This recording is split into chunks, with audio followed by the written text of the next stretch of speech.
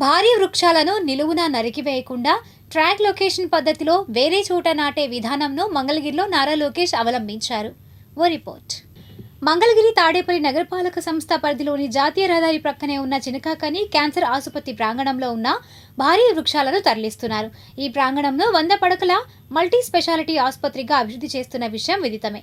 ఆ భవన నిర్మాణాలకు అడ్డుగా ఉన్న వివిధ రకాల 83 చెట్లను ఐటీ విద్యాశాఖ మంత్రి నారా లోకేష్ ఆదేశానుసారం తొలగించిన 83 చెట్లను కొట్టివేయకుండా ట్రాన్స్లొకేషన్ పద్ధతి ద్వారా సదరు పాత క్యాన్సర్ ఆసుపత్రి ప్రాంతం నుంచి ఎన్ఆర్ఐ ఆసుపత్రి వెనుక ఉన్న నగరపాలక సంస్థ వారి స్థలంలో సురక్షితంగా నాటిస్తున్నారు. దాదాపుగా ఈ తరలింపు కార్యక్రమం ముగిసింది.